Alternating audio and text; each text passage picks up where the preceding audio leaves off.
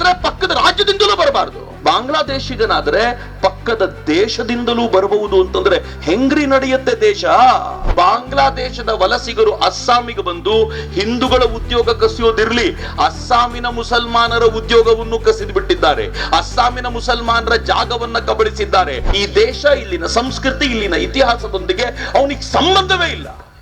ಅಂತ ಲಕ್ಷಾಂತರ ಕೋಟ್ಯಾಂತರ ಜನರನ್ನ ನೀವು ಬೆಂಗಳೂರಿನಲ್ಲಿ ಮುಚ್ಚಿಟ್ಕೊಳ್ತೀರಾ ಅಂತ ಆಗ್ಬಿಟ್ರೆ ಕೆಲವು ಸಾವಿರ ಜನರು ಕೂಡ ಈ ಬೆಂಗಳೂರಿನ ಪರಿಸ್ಥಿತಿಯನ್ನ ಹೇಗೆ ಮಾಡಬಹುದು ಅನ್ನೋದನ್ನ ನೀವು ಯೋಚನೆ ಮಾಡಬೇಕು ಅನ್ನೋ ಕಾರಣಕ್ಕೋಸ್ಕರ ಇವತ್ತಿನ ಹೋರಾಟ. ನಾಳೆ ಅಕ್ರಮ ಬಾಂಗ್ಲಾ ವಲಸಿಗರು ಇಲ್ಲೇನಾದ್ರೂ ದೊಡ್ಡ ಮಟ್ಟದ ಸಭೆ ನಡೆಸಿದ್ರೆ ಅವ್ರು ನಮ್ ತರ ಶಾಂತಿಯುತವಾಗಿ ಮಾಡಲ್ಲ. ಪಕ್ಕದಲ್ಲೇ ಕಲ್ಲು ತುಂಬಿರುವ ಲಾರಿ ತಂದು ನಿಲ್ಲಿಸ್ಕೊಳ್ತಾರೆ. ನಿಮ್ಮನ್ನ ಅಟ್ಟಾಡಿಸ್ಕೊಂಡು ಹೊಡೆಯುವಾಗ ಆಗ ನಿಮ್ಮ ರಕ್ಷಣೆಗೆ ಬರೋದು ಮತ್ತೆ ಕೇಸರಿ ಹಾಕಿದ ನಾವುಗಳೇ. ಯಾವ ಹಿಂದೂಸ್ತಾನದಲ್ಲಿ ನಾವಿದ್ದೀವಿ? ಯಾವ ಹಿಂದೂಸ್ತಾನದಲ್ಲಿ ನನ್ನ ಧರ್ಮದ ಕುರಿತಂತೆ ಮಾತನಾಡೋಕ್ಕಿಂತ ಮುಂಚೆ ಅಪ್ಪನ ಮಗನಿಗೆ ಹೋಗ್ಬಿಟ್ಟು ನಾನೊಂದು ಪರ್ಮಿಷನ್ ಲೆಟರ್ ಕೇಳಬೇಕು? ಅದು ಹಿಂದೂಸ್ತಾನವ? ನನ್ನ ಮನೆಯ ಹೆಣ್ಣು ಮಗಳನ್ನ ಜಿಮ್ಮಿಗೆ ಕಳಿಸ್ಲಿಕ್ಕೆ ಧೈರ್ಯ ಇಲ್ಲದೆ ಇರುವಂತದ್ದು ಹಿಂದೂಸ್ತಾನವ? ಯಾವ ಹಿಂದೂಸ್ತಾನ? ನನ್ನದ್ದೇ ಮನೆಯ ಎದುರಿಗೆ ಪ್ರತಿನಿತ್ಯ ಮೈಕ್ ನಲ್ಲಿ ಕೂಗ್ತಾ ನಿಮ್ಮೆಲ್ಲರ ದೇವರು ಸುಳ್ಳು, ನನ್ನ ದೇವರು ಮಾತ್ರ ಸತ್ಯ ಅಂತ ಹೇಳೋದನ್ನ ಕೇಳ್ಕೊಂಡೇ ಬೆಳಿಬೇಕಲ್ಲ, ಅದು ಹಿಂದೂಸ್ತಾನವ? ನಾನು ಪಶ್ಚಿಮ ಬಂಗಾಳದ ನನ್ನ ಮಿತ್ರರನ್ನ ಕೇಳಿದೆ, ಎಲ್ಲ ಬಾಂಗ್ಲಾದವ್ರು ಹೋದ್ರ? ಪಶ್ಚಿಮ ಬಂಗಾಳದಿಂದ ಎಲ್ಲ ಬಾಂಗ್ಲಾಕ್ ಹೋದ್ರ ಅಂತ ಕೇಳಿದ್ದಕ್ಕೆ ಅವ್ರೇನಂದ್ರು, ಕೆಲವರು ಬಾಂಗ್ಲಾಕ್ ಹೋದ್ರು, ಇನ್ನು ಕೆಲವರು ಕರ್ನಾಟಕಕ್ಕೆ ಹೋದ್ರು. ನಾನು ಕೇಳಿದೆ, ಕರ್ನಾಟಕಕ್ಕೆ ಯಾಕೆ, ಬೆಂಗಳೂರಿಗೆ ಯಾಕೆ? ಫೇವರಬಲ್ ಗವರ್ನಮೆಂಟ್ ಇದೆಯಲ್ವಾ? ನೀವೇ ಪ್ರಧಾನಿಯಾಗಿ, ನೀವೇ ಮುಖ್ಯಮಂತ್ರಿಯಾಗಿ, ನೀವೇ ಬೇಕಿದ್ರೆ ರಾಷ್ಟ್ರಪತಿಯಾಗಿ, ಬಟ್ ಈ ದೇಶನ ಒಂದಾಗಿ ಉಳಿಸ್ರಪ್ಪ, ಈ ಭೂಮಿನ ಒಡೆಯೋದು ಬೇಡ ಅಂತ ನಾವು ಎಲ್ಲವನ್ನೂ ಕೊಡ್ಲಿಕ್ಕೆ ತಯಾರು. ಆದ್ರೆ ನಮಗೆ ಈ ದೇಶದ ಯಾವ ಪಟ್ಟವೂ ಬೇಕಾಗಿಲ್ಲ, ತುಂಡಾದ್ರೂ ಪರವಾಗಿಲ್ಲ, ನಮಗೆ ಧರ್ಮಾಧಾರಿತ ದೇಶ ಬೇಕು ಅಂತ ಅವ್ರು ಕೇಳಿ 80 ವರ್ಷ ಆಯ್ತು ಅಷ್ಟೇ. ನೆನ್ನೆಗೆ ನಾವು ಕಣ್ಣಾರೆ ನೋಡಿದ್ವಿ, ಅದನ್ನ ನಾವು ಅನುಭವಿಸಿದ್ದೀವಿ. ಈ ದೇಶದ ಲಕ್ಷಾಂತರ ಕೋಟ್ಯಂತರ ಹಿಂದೂಗಳು ಅಲ್ಲಿಂದ ಇಲ್ಲಿಗೆ ಬರಬೇಕು ಅಂತ ಓಡ್ತಾ ಬರಬೇಕಾದ್ರೆ ಹೆಣವಾಗಿದ್ದವರಿದ್ದಾರೆ.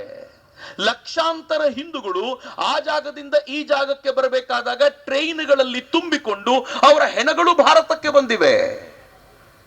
ಇವತ್ತು ಸಿಖ್ಖರಲ್ಲಿ ಕೆಲವರು ಖಾಲಿಸ್ತಾನ ಅಂತ ಪ್ರತ್ಯೇಕತೆಯ ಮಾತಾಡಬಹುದು, ಆದ್ರೆ ನೆನ್ಪಿಟ್ಕೊಳ್ಳಿ ಮಿತ್ರರೇ, ನನಗವ್ರ ಸಿಖ್ಖರ ಬಗ್ಗೆ ಅಪಾರವಾದ ಗೌರವ. ಯಾಕೆ ಅಂತಂದ್ರೆ ಅವತ್ತು ಅಲ್ಲಿಂದ ಹಿಂದೂಗಳನ್ನ ಕತ್ತರಿಸಿ ಭಾರತಕ್ಕೆ, ಅವತ್ತು ಅಲ್ಲಿನ ಸಿಖ್ಖರು ಹಿಂದೂಗಳನ್ನ ಕಾಪಾಡ್ತೀವಿ, ಸಿಖ್ಖರನ್ನ ಕಾಪಾಡ್ಕೊಳ್ತೀವಿ ಅಂತ ಬಲವಾಗಿ ನಿಂತಿಲ್ದೆ ಹೋಗಿದ್ದಿದ್ರೆ ಇವತ್ತು ಆ ಭಾಗದ ಪರಿಸ್ಥಿತಿ ಹೆಂಗಿರ್ತಿತ್ತು ಗೊತ್ತೇನು? ಹೆದರಿಸ್ಬಿಟ್ರು ಅವರು. ನೀವೇನಾದ್ರೂ ಅಲ್ಲಿ ನಮ್ಮ ಹಿಂದೂಗಳನ್ನ ಕತ್ತರಿಸಿ ಇಲ್ಲಿ ಕಳಿಸಿದ್ರೆ ಇಲ್ಲಿಂದಲೂ ನಿಮ್ ಮುಸಲ್ಮಾನರು ಹೋಗ್ತಾ ಇದ್ದಾರೆ, ನೆನ್ಪಿಟ್ಕೊಳ್ಳಿ ಅಂತ ಹೇಳಿದ ಮೇಲೆ ಪಾಕಿಸ್ತಾನದಲ್ಲಿದ್ದ ಮುಸಲ್ಮಾನರು ನೆಟ್ಟಗಾಗಬೇಕಾದ ಪರಿಸ್ಥಿತಿ ಬಂತು. ಆದ್ರೆ ಯೋಚನೆ ಮಾಡಿ, ಮೊತ್ತ ಮೊದಲಿಗೆ ನಾನು ಈ ಬಾಂಗ್ಲಾದೇಶದ ಬಗ್ಗೆ ಮಾತನಾಡೋಕ್ಕಿಂತ ಮುಂಚೆ ಒಂದು ಸ್ವಲ್ಪ ಸಂಗತಿ ಹೇಳ್ಬೇಕು ನಿಮ್ಗೆ. ಯಾರು ಕೇಳಿದ್ದು ಬೇಕು ಪ್ರತ್ಯೇಕ ರಾಷ್ಟ್ರ ಅಂತ? ನಾವೇನ್ ಕೇಳಿರ್ಲಿಲ್ಲ. ಬಹಳ ಜನ ಈ ಅಪ್ಪನ ಮಗ ಯಾರು ಅಂತ ಗೊತ್ತಾಯ್ತಲ್ಲ, ನಾನು ಅಪ್ಪನ ಮಗ ಅಂತ ಯಾಕೆ ಹೇಳ್ತೀನಿ ಅಂತಂದ್ರೆ, ಸ್ವಂತದ್ ಏನಿದೆ ರೀ? ಸರ್ನೇಮ್ ಸ್ವಂತದ್ದಲ್ಲ, ಅಪ್ಪನಿಂದ ಬಂದಿತ್ತು. ನೀವು ತಗೊಂಡಿರೋದು ಏನಿದೆ? ನೀವು ಮೋದಿಯ ಡಿಗ್ರಿ ಬಗ್ಗೆ ಮಾತನಾಡ್ತೀರಿ, ಡಿಗ್ರಿ ದಿಕ್ಕಾವು ಅಂತ. ಆಯ್ತಪ್ಪ, ನಿಮ್ದು ಯಾವತ್ತು ತೋರಿಸಿದ್ದೀರಾ? ನಾನು ಸುಮ್ಮನೆ ಕೇಳೋ ಪ್ರಶ್ನೆ, ನೀವು ಮಾತನಾಡುವಾಗ ಇಷ್ಟೆಲ್ಲ ಹಿಂದೂ ಕಾರ್ಯಕರ್ತರ ಬಗ್ಗೆ ಇಷ್ಟೆಲ್ಲ ಮಾತನಾಡ್ತೀರಿ, ಒಂದೇ ಮಾತರಂನ ನಿಮ್ಮ ಅಧಿನಾಯಕಿ ಹೇಳಲಿಕ್ಕೆ ಹಿಂದೆ ಮುಂದೆ ನೋಡಿದಾಗ ನಿಮ್ಮ ಮುಖ್ಯಮಂತ್ರಿ, ನಿಮ್ಮ ಪಕ್ಷದ ಅಧ್ಯಕ್ಷರು, ರೀ ಇದು ಈ ದೇಶದ ಗೌರವದ ಗಾನ, ಬಾಯಿ ಮುಚ್ಕೊಂಡು ನಿಂತ್ಕೋಬೇಕು ಅಂತ ಹೇಳುವ ಧೈರ್ಯ ತೋರಿಸ್ಲಿಕ್ಕೆ ಆಗ್ಲಿಲ್ಲ ಅಂತಂದ್ರೆ ಏನ್ ಅವಸ್ಥೆ ರೀ ಈ ದೇಶದ. ಮಿತ್ರ, ಈ ದೇಶದ ದೌರ್ಭಾಗ್ಯ ಏನು ಗೊತ್ತೇನು? ನೀವೇನ್ ತಾಕತ್ತು ಅಂತ ಮಾತಾಡಿದ್ರಿ, ಅವತ್ತೂ ಇರ್ಲಿಲ್ಲ ರೀ ಇವ್ರುಗಳಿಗೆ. ಈ ದೇಶದ ದೌರ್ಭಾಗ್ಯ ಏನು ಅಂತಂದ್ರೆ, ಸ್ವಾತಂತ್ರ್ಯದ ಹೊಸ್ತಿಲಲ್ಲಿ ನಮಗೆ ಧರ್ಮಾಧಾರಿತ ಪ್ರತ್ಯೇಕ ರಾಷ್ಟ್ರ ಬೇಕು ಅಂತ ಕೇಳಿದಾಗ, ಲೇ ಇದು ನಿಮ್ಮ ಅಪ್ಪನ ರಾಷ್ಟ್ರ ಅಲ್ಲ, ಇದು ನಮ್ದು, ಯಾವ ಕಾರಣಕ್ಕೂ ಕೊಡೋದಿಲ್ಲ ಅಂತ ಹೇಳುವ ತಾಕತ್ತು ಬೇಕಾಗಿತ್ತು. ಆ ಛಾತಿ ಇರಲಿಲ್ಲ. ಹೋಗ್ಲಿ, ಛಾತಿ ಇದ್ದ ಡಾಕ್ಟರ್ ಬಾಬಾ ಸಾಹೇಬ್ ಅಂಬೇಡ್ಕರ್ ಅಂತವ್ರನ್ನಾದ್ರೂ ಅನುಸರಿಸುವ ಪ್ರಜ್ಞೆ ಇತ್ತ ಇಲ್ಲ. ಮಿತ್ರ, ಇವತ್ತು ಬಾಬಾ ಸಾಹೇಬರನ್ನ ನೆನಪಿಸ್ಕೊಳ್ಬೇಕು. ನನಗೆ ಅವ್ರ ಬಗ್ಗೆ ಮಾತಾಡುವಾಗಲೆಲ್ಲ ಗೂಸ್ ಬಂಬ್ಸ್ ಬರುತ್ತೆ. ಯಾಕೆ ಗೊತ್ತೇನು? ಬಾಬಾ ಸಾಹೇಬರು ಹೇಳಿದ್ರು, ನೀವು ಪಾಕಿಸ್ತಾನ ಮಾಡ್ಲೇಬೇಕು, ಇಲ್ಲಾಂದ್ರೆ ಇವ್ರು ಕೇಳೋದಿಲ್ಲ. ಇವ್ರು ಇವತ್ತು ಎಷ್ಟು ದೊಡ್ಡ ಸಂಖ್ಯೆಯಾಗಿ ಬೆಳೆದು ನಿಂತಿದ್ದಾರೆ ಅಂತಂದ್ರೆ, ಇವ್ರು ಒಳಗಿದ್ರೆ ಬಹಳ ಡೇಂಜರು. ಬಾಬಾ ಸಾಹೇಬ್ರು ಹೇಳೋ ಮಾತಿದು, ನಾನು ಹೇಳ್ತಿರೋದಲ್ಲ. ಪೊಲೀಸರಿಗೋಸ್ಕರ ಈ ಲೈನ್ ಆಡ್ ಮಾಡಿದ್ದೀನಿ. ಬಾಬಾ ಸಾಹೇಬರು ಅವತ್ತು ತುಂಬಾ ಸ್ಪಷ್ಟವಾದ ದನಿಯಲ್ಲಿ ಹೇಳಿದ್ರು, ಇವರು ಒಳಗಿದ್ರೆ ಡೇಂಜರ್. ಬಾಬಾ ಸಾಹೇಬರ ಮಾತನ್ನೇ ಕೋಟ್ ಮಾಡೋದಾದ್ರೆ ಬಾಬಾ ಸಾಹೇಬರು ಏನ್ ಹೇಳಿದ್ರು ಗೊತ್ತಾ? ಶತ್ರುಗಳನ್ನ ಹೊರಗಿಟ್ಕೊಂಡು ಫೈಟ್ ಮಾಡ್ತಿರೋ ಒಳಗಿಟ್ಕೊಂಡು ಫೈಟ್ ಮಾಡ್ತಿರೋ ನೀವೇ ಯೋಚನೆ ಮಾಡಿ ಅಂತ ಥಾಟ್ಸ್ ಆನ್ ಪಾಕಿಸ್ತಾನ್ ಪುಸ್ತಕದಲ್ಲಿ ಬಾಬಾ ಸಾಹೇಬರು ಬರೆದು ಹೇಳಿದ್ರು. ಒಂದು ಪಾಕಿಸ್ತಾನ ಅಂತ ಪ್ರತ್ಯೇಕ ಮಾಡಿ ಅವ್ರು ಕೇಳಿದಂತೆ. ಆದ್ರೆ ಇಲ್ಲಿರುವಂತ ಎಲ್ಲ ಮುಸಲ್ಮಾನರನ್ನು ಪಾಕಿಸ್ತಾನಕ್ಕೆ ಕಳಿಸಿ ಅಲ್ಲಿರುವಂತ ಎಲ್ಲ ಹಿಂದೂಗಳನ್ನ ಭಾರತಕ್ಕೆ ಕಳಿಸ್ಕೊಳ್ಳಿ, ಇದನ್ನೊಂದು ಹಿಂದೂ ದೇಶವಾಗಿ ಮಾಡಬಹುದು ಅಂತ ಬಾಬಾ ಸಾಹೇಬರ ಐಡಿಯಾ ಆವತ್ತೇ ಕೊಟ್ಟಿದ್ರು. ಆದ್ರೆ ನಾವು ಸಿಕ್ಕಾಪಟ್ಟೆ ದಲೈರಿಗಳಲ್ಲ, ತುಂಬಾ ಹೃದಯವಂತಿಕೆಯನ್ನು ತೋರಿಸುವಂತ ಪ್ರಯತ್ನ ಮಾಡಿದ್ವಿ. ಮಿತ್ರ, ನಾನು ಇದನ್ನ ಪೊಲಿಟಿಕಲ್ ಸ್ಟೇಜ್ ಮಾಡ್ಲಿಕ್ಕೆ ಇಚ್ಛೆ ಪಡಲ್ಲ. ಆದ್ರೆ ದುರ್ದೈವ ಏನು ಅಂತಂದ್ರೆ ಬಾಂಗ್ಲಾದೇಶಿಗರ ವಿರುದ್ಧ ಮಾತನಾಡುವಂತ ವಿಚಾರ ಬಂದಾಗ ಕಾಂಗ್ರೆಸ್ಸಿಗರು ಯಾರು ಬರದೇ ಇಲ್ಲ. ಅದು ಅನಿವಾರ್ಯವಾಗಿ ಪೊಲಿಟಿಕಲ್ ಸ್ಟೇಜ್ ಆಗ್ಬಿಡತ್ತೆ. ಆದ್ರೆ ಒಬ್ಬ ಕಾಂಗ್ರೆಸ್ಸಿಗ ಇದ್ದ. ಇವತ್ತು ಯಾರಾದ್ರೂ ಅಪ್ಪಿತಪ್ಪಿ ಇಲ್ಲಿ ಕಾಂಗ್ರೆಸ್ಸಿಗರು ನಿಮ್ಮ ಪಕ್ಷದ ಚಿಂತನೆಯನ್ನ ಕಳಚಿ ನಾನು ಹಿಂದೂ ಅನ್ನೋ ಕಾರಣಕ್ಕೋಸ್ಕರ ಇದ್ದೀನಿ ಅಂತ ನೀವೇನಾದ್ರೂ ಬಂದು ಕೂತಿದ್ರೆ ನೀವು ನೆನಪಿಸ್ಕೊಳ್ಬೇಕಾದ, ನಿಮ್ಮ ಮನೆಯಲ್ಲಿ ಹಾಕಬೇಕಾದ ಫೋಟೋ ಯಾರದು ಗೊತ್ತಾ? ಗೋಪಿನಾಥ್ ಬೋರ್ಡೋಲಾ. ಇದು ಬಹಳ ಜನ ಕೇಳಿರ್ಲಿಕ್ಕಿಲ್ಲ. ಇವತ್ತು ಅಸ್ಸಾಂನಲ್ಲಿ ಒಬ್ಬ ಅದ್ಭುತವಾಗಿರುವಂತ ಮುಖ್ಯಮಂತ್ರಿ ಕೂತಿದ್ದಾರೆ. ಆದ್ರೆ ಅಸ್ಸಾಮಿನ ಮೊದಲನೇ ಮುಖ್ಯಮಂತ್ರಿ ಯಾರಿದ್ರು ಗೊತ್ತಾ? ಗೋಪಿನಾಥ್ ಬೋರ್ಡೋಲಾ ಅಂತಿದ್ರು, ಒಬ್ಬ ಕಾಂಗ್ರೆಸ್ಸಿಗ. ಆ ಕಾಂಗ್ರೆಸ್ಸಿಗರು ಯಾಕೆ ಅವತ್ತು ಹಠ ಹಿಡಿದು ಎಲ್ಲ ಅಧಿಕಾರಗಳನ್ನ ಮೀರಿ ನಿಲ್ಬೇಕು ಅಂತ ಗಾಂಧೀಜಿ ಎಲ್ಲರಿಗೂ ಹೇಳಿದ್ದಾಗ್ಲೂ ಕೂಡ ನಾನು ಮುಖ್ಯಮಂತ್ರಿ ಆಗ್ಲೇಬೇಕು ಅಂತ ಕಾಂಗ್ರೆಸ್ಸಿನ ಜೊತೆ ಹಠ ಹಿಡಿದು ನಿಂತು ಮುಖ್ಯಮಂತ್ರಿ ಆದ್ರು? ಯಾಕೆ ಗೊತ್ತಾ? ಜವಾಹರ್ಲಾಲ್ ನೆಹರು ಮತ್ತು ಅವತ್ತಿನ ಕಾಂಗ್ರೆಸ್ ವರ್ಕಿಂಗ್ ಕಮಿಟಿ ಈ ಬಾಂಗ್ಲಾದೇಶ ಅಂತ ಏನು ಮಾಡಿದ್ರು ಅದಕ್ಕೆ ಪಶ್ಚಿಮ ಬಂಗಾಳದ ಅರ್ಧ ಭಾಗವನ್ನ ಕೊಟ್ಟಿದ್ದಲ್ಲದೆ ಅಸ್ಸಾಮನ್ನು ಕೊಟ್ಟು ಬಿಡಬೇಕು ಅಂತ ನಿಶ್ಚಯ ಮಾಡಿದ್ರು. ಆದ್ರೆ ಗೋಪಿನಾಥ್ ಬೋರ್ಡೋಲಾ ಹಠ ಹಿಡಿದು ನಿಂತರು, ನನ್ನ ಅಸ್ಸಾಂನ ತುಂಡಾಗ್ಲಿಕ್ಕೆ ನಾನು ಬಿಡೋದಿಲ್ಲ ಅಂತ ಅವತ್ತು ಗೋಪಿನಾಥ್ ಬೋರ್ಡೋಲಾ ನಿಂತರು. ಅವರ ವಿರುದ್ಧಕ್ಕೆ ಜವಾಹರ್ಲಾಲ್ ನೆಹರು ಏನೇನು ಮಾಡಿದ್ರು ಅನ್ನೋದು ಇವತ್ತು ಇತಿಹಾಸ ವಿದಿತವಾಗಿರುವಂತ ಸಂಗತಿ. ದುರ್ದೈವ, ಕಾಂಗ್ರೆಸ್ ಯಾವತ್ತೂ ಗೋಪಿನಾಥ್ ಬೋರ್ಡೋಲಾಯರನ್ನ ನೆನಪಿಸಿಕೊಳ್ಳೋದೇ ಇಲ್ಲ. ಮೊಟ್ಟ ಮೊದಲ ಬಾರಿಗೆ ಈ ದೇಶದಲ್ಲಿ ಪಾಕಿಸ್ತಾನದ ಕಲ್ಪನೆಯನ್ನ ಇಂಡೈರೆಕ್ಟ್ಲಿ ಹರಿಬಿಟ್ಟಿದ್ದು ಸರ್ ಸೈಯದ್ ಅಹಮದ್ ಖಾನ್. ಸರ್ ಸೈಯದ್ ಅಹಮದ್ ಖಾನ್ ತಮ್ಮ ಅಲಿಗರ್ ಮುಸ್ಲಿಂ ಯೂನಿವರ್ಸಿಟಿಯಲ್ಲಿ ಮುಸಲ್ಮಾನರನ್ನ ನಾವು ಚೆನ್ನಾಗಿ ಬೆಳೆಸಬೇಕು, ಇವ್ರು ಗಟ್ಟಿಯಾಗಿ ನಿಲ್ಬೇಕು, ಎಜುಕೇಟೆಡ್ಸ್ ಆಗ್ಬೇಕು, ಅದಕ್ಕೆ ಇವ್ರು ಯಾವತ್ತೂ ಬ್ರಿಟಿಷರ ಜೊತೆ ನಿಲ್ಬೇಕು ಎನ್ನುವಂತ ಒಂದು ಕಾನ್ಸೆಪ್ಟ್ ನ ಆಲೋಚನೆ ಮಾಡಿದ್ದವರು. ಬಹಳ ಜನರಿಗೆ ಗೊತ್ತಿಲ್ಲದ ಸಂಗತಿ ಹೇಳ್ತೀನಿ. ಸಾರೇ ಜಹಾಂ ಸೆ ಅಚ್ಚಾ ಹಿಂದೂ ಸಿತಾ ಹಮಾರ ನಾನು ಬಹಳ ಪ್ರೀತಿಯಿಂದ ಹಾಡ್ತಿದ್ದೆ ಇತಿಹಾಸ ಗೊತ್ತಾಗುವವರೆಗೂ. ಈ ಹಾಡನ್ನು ಬರೆದವರ ಹೆಸರು ಇಕ್ಬಾಲ್ ಅಹಮದ್ ಅಂತ. ಈ ಇಕ್ಬಾಲ್ ಅಹಮದ್ ಮುಂದೆ ಏನ್ ಹೇಳ್ತಾರೆ ಗೊತ್ತಾ? ಇದೇ ಹಾಡ್ನಲ್ಲಿ, ಪೂರ್ತಿ ಹಾಡ್ ನಾವು ಹಾಡೋದಿಲ್ಲ, ಕಾಂಗ್ರೆಸ್ನವರಿಗೆ ಎಲ್ಲವನ್ನೂ ಕಟ್ ಮಾಡಿ ರೂಢಿ. ಅವ್ರ ಆ ಹಾಡನ್ನು ಕಟ್ ಮಾಡಿದ್ದಾರೆ. ಆ ಕಟ್ ಮಾಡಿರುವಂತ ಹಾಡ್ನಲ್ಲಿ ಏನಿದೆ ಗೊತ್ತಾ? ಹೇ ಗಂಗಾ ಮರ್ತೋಗ್ಬಿಟ್ಯಾ, ಜಗತ್ತನ್ನೆಲ್ಲ ಗೆದ್ದಿರುವಂತ ನಮ್ಮ ಹಡಗು ನಿನ್ನ ದಡಕ್ಕೆ ಬಂದು ನಿಂತಿತ್ತು, ಅದನ್ನು ಮರ್ತೋಗ್ಬಿಟ್ಯಾ ನೀನು ಅಂತ ಗಂಗೆಗೆ ಮಾತನಾಡಿಸ್ತಾರೆ. ಆ ಹಾಡು ಸಾರೇ ಜಹಾಂ ಸೆ ಅಚ್ಚಾ ಈ ದೇಶದಲ್ಲಿ ಹೆಚ್ಚು ಕಡಿಮೆ ರಾಷ್ಟ್ರಗಾನದಂತೆ ಪ್ರತಿ ಆಗಸ್ಟ್ 15ಕ್ಕೆ ಹಾಡಲ್ಪಡುತ್ತೆ. ಇವತ್ತಿಗೂ ಬಹಳ ಜನ ಹಾಡ್ತಾರೆ, ಅದರ ಮ್ಯೂಸಿಕ್ ಅನ್ನು ಬಳಸ್ಕೊಳ್ತೀವಿ. ಆದರೆ ಅದನ್ನ ಬರೆದ ಇಕ್ಬಾಲ್ ಅಹಮದ್ ಆತ ಮೊಹಮ್ಮದ್ ಅಲಿ ಜಿನ್ನಾನ ಕೂರಿಸಿಕೊಂಡು ಪಾಕಿಸ್ತಾನದ ಪರಿಕಲ್ಪನೆಯನ್ನ ಕಟ್ಟಿಕೊಟ್ಟಿದ್ದ ಅಂತ ಎಷ್ಟು ಜನರಿಗೆ ಗೊತ್ತಿದೆ? ಅವರು ಬರೆದಿರುವಂತ ಶಿಕ್ವಾ ಮತ್ತು ಜವಾಬೆ ಶಿಕ್ವಾ ಎನ್ನುವಂತ ಅವರ ಕವನಗಳ ಗುಚ್ಛವನ್ನ ನೋಡಿದ್ರೆ ಗೊತ್ತಾಗುತ್ತೆ ಎಂತ ಮತಾಂಧ ಮುಸಲ್ಮಾನ. ಮಿತ್ರೆ, ಭಾರತ ಮತ್ತು ಪಾಕಿಸ್ತಾನ ಡಿವೈಡ್ ಆದಾಗ ಆತ ಪಾಕಿಸ್ತಾನದಲ್ಲಿ ಹೋಗಿ ನೆಲೆಸ್ದ, ಪಾಕಿಸ್ತಾನದಲ್ಲಿ ಗೌರವ ಸಂಪಾದಿಸಿದ. ಆದರೆ ದುರದೃಷ್ಟ, ಬಂಗಾಳದ ದೀದಿ ಅವನ 125ನೇ ವರ್ಷ 125ನೇ ವರ್ಷದ ಅವನ ಹುಟ್ಟಿದ ಹಬ್ಬವನ್ನ ಪಶ್ಚಿಮ ಬಂಗಾಳದಲ್ಲಿ ಗ್ರ್ಯಾಂಡ್ ಆಗಿ ಸೆಲೆಬ್ರೇಟ್ ಮಾಡಿದ್ರು. ಏನ್ ದುರಂತ ಇದು ಮಿತ್ರ! ಈ ದೇಶವನ್ನ ಡಿವೈಡ್ ಮಾಡುವಾಗ ಬಹಳ ಜನ ಇವತ್ತಿನ ಜೆನ್ಸಿಗಳು ನಂಗೆ ಗೊತ್ತಿಲ್ಲ ಇದನ್ನೆಲ್ಲ ಆಲೋಚನೆ ಮಾಡ್ತಾರೋ ಇಲ್ವೋ, ಅವ್ರಿಗೆ ಯಾವ ರೀಲ್ಗಳು ಇದನ್ನ ಹೇಳೋದಿಲ್ಲ. ಭಾರತವನ್ನ ಡಿವೈಡ್ ಮಾಡುವಾಗ, ನಮ್ಮ ಮನೆಯನ್ನ ಡಿವೈಡ್ ಮಾಡುವಾಗ ಅಥವಾ ನಮ್ಮ ಜಮೀನನ್ನು ಡಿವೈಡ್ ಮಾಡುವಾಗ್ಲೂ ಕೂಡ ರೋಡ್ ಇದ್ರೆ ಮಾತ್ರ ಡಿವೈಡ್ ಮಾಡ್ಕೊಳ್ತೀವಿ, ಇಲ್ಲದೆ ಇದ್ರೆ ಮಾಡೋದಿಲ್ಲ. ಆದ್ರೆ ಪಾಕಿಸ್ತಾನವನ್ನು ಹೆಂಗ್ ಕೊಟ್ರು ಗೊತ್ತಾ?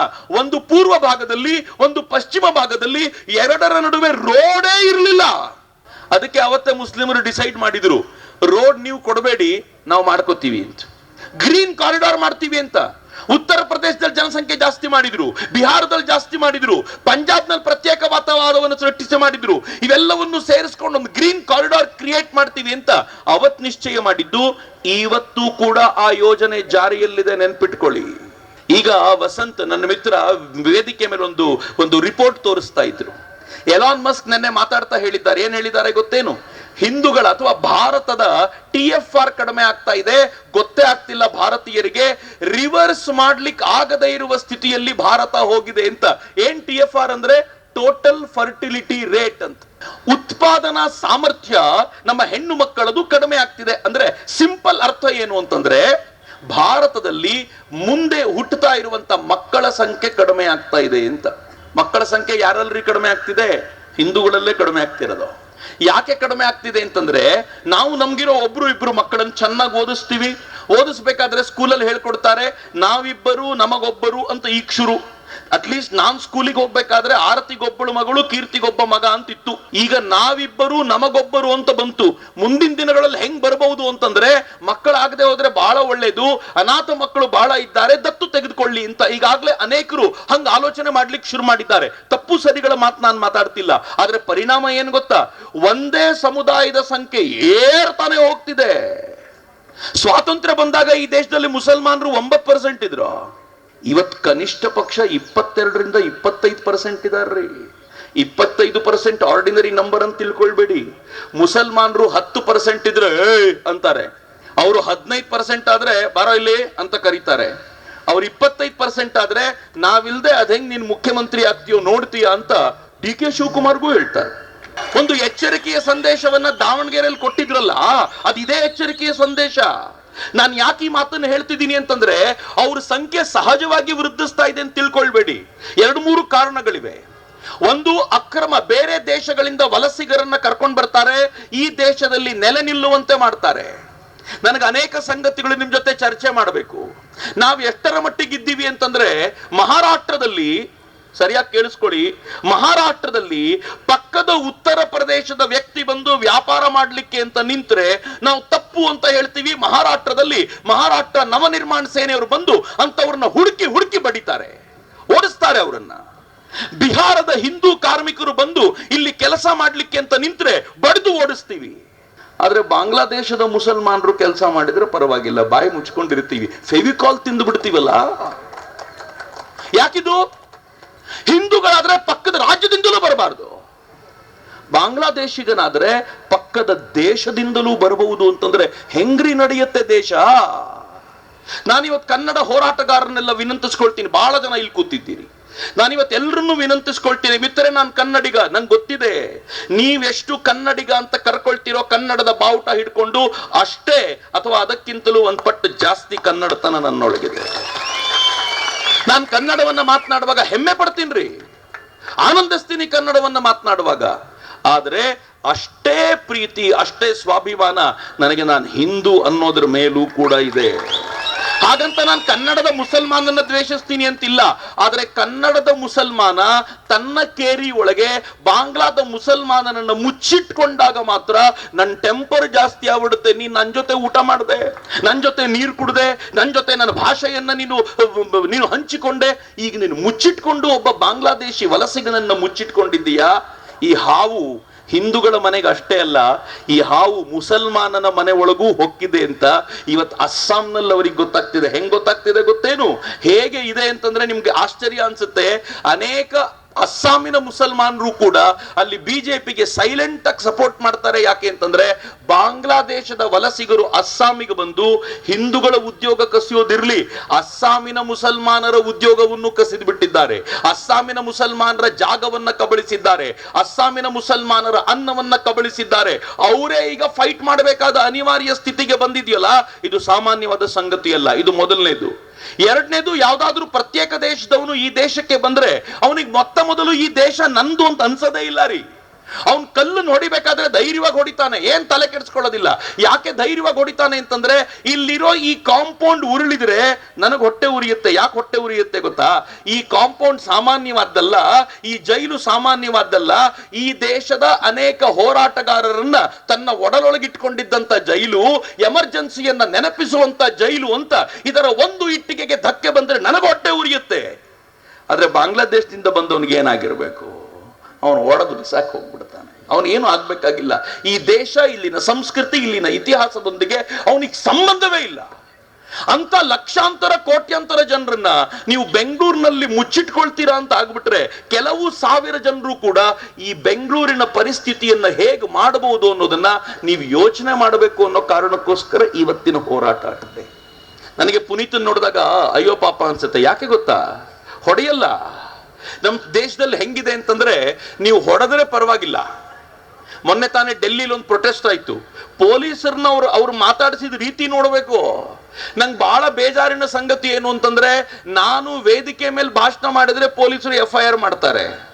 ಆದ್ರೆ ಡೆಲ್ಲಿನಲ್ಲಿ ಅತ್ಯಂತ ಅಸಹ್ಯದ ಭಾಷೆಯಲ್ಲಿ ಪೊಲೀಸರನ್ನ ಮಾತನಾಡಿಸಿದಾಗ ಅವ್ರ ವಿರುದ್ಧ FIR ಮಾಡಿಸಿದ್ದಕ್ಕೆ ಎಲ್ಲ ಕಾಂಗ್ರೆಸ್ಸಿನ ಲೀಡರ್ಗಳು ಕೂಡ ನೀವು ವಿದ್ಯಾರ್ಥಿಗಳ ಮೇಲೆ FIR ಮಾಡ್ಬಿಟ್ರಾ, ಮಕ್ಕಳ ಮೇಲೆ FIR ಮಾಡ್ಬಿಟ್ರಾ ಅಂತ FIR ಮಾಡಿರೋ ಗೂಂಡಾಗಳನ್ನು ಬಚಾಯಿಸಿಕೊಳ್ಳುವಂತ ಒಂದು ಪ್ರಯತ್ನಕ್ಕೆ ನಿಂತಿರಲ್ಲ. ಇದು ದೌರ್ಭಾಗ್ಯ ಮಿತ್ರ. ಇವತ್ತು ಹೋರಾಟಕ್ಕೆ ಅಂತ ನಿಂತಿರುವಂತ ಈ ನಾವೆಲ್ಲ ಏನಿದ್ದೀವಿ, ಮಾತಿಗೆ ಪೊಲೀಸರಿಗೆ ಗೌರವ ಸಮರ್ಪಿಸ್ತಿದ್ದೀವಿ. ಅವನು ಶುರು ಮಾಡ್ತಾನೆ 3 ಬಾರಿ ಚಪ್ಪಾಳೆ ಹೊಡೆಸ್ದ ಪೊಲೀಸರಿಗೆ. ಯಾಕೆ ಚಪ್ಪಾಳೆ ಹೊಡೆಸ್ದ ಅಂತಂದ್ರೆ, ನೀವು ನಮ್ಮವರು ಕಂಡ್ರಪ್ಪ, ನಮ್ಮ ಇತಿಹಾಸಕ್ಕೆ ಸೇರಿದವರು, ನಮ್ಮ ಸಂಸ್ಕೃತಿಗೆ ಸೇರಿದವರು ಅನ್ನುವಂತ ಪ್ರೀತಿಯ ಕಾರಣಕ್ಕೆ. ನಿಮ್ಮ ಹತ್ರ 48 FIR ಅವನು ಮಾಡಿಸಿಕೊಂಡ ನಂತರವೂ ನಿಮಗೆ 3 ಬಾರಿ ಚಪ್ಪಾಳೆ ಯಾಕೆ ಅಂತಂದ್ರೆ, ನಾಳೆ ಅಕ್ರಮ ಬಾಂಗ್ಲಾ ವಲಸಿಗರು ಇಲ್ಲೇನಾದ್ರೂ ದೊಡ್ಡ ಮಟ್ಟದ ಸಭೆ ನಡೆಸಿದ್ರೆ ಅವ್ರು ನಮ್ಮ ತರ ಶಾಂತಿಯುತವಾಗಿ ಮಾಡಲ್ಲ. ಪಕ್ಕದಲ್ಲೇ ಕಲ್ಲು ತುಂಬಿರುವ ಲಾರಿ ತಂದು ನಿಲ್ಲಿಸ್ಕೊಳ್ತಾರೆ. ನಿಮ್ಮನ್ನು ಅಟ್ಟಾಡಿಸ್ಕೊಂಡು ಹೊಡೆಯುವಾಗ ಆಗ ನಿಮ್ಮ ರಕ್ಷಣೆಗೆ ಬರುವುದು ಮತ್ತೆ ಕೇಸರಿ ಹಾಕಿದ ನಾವುಗಳೇ.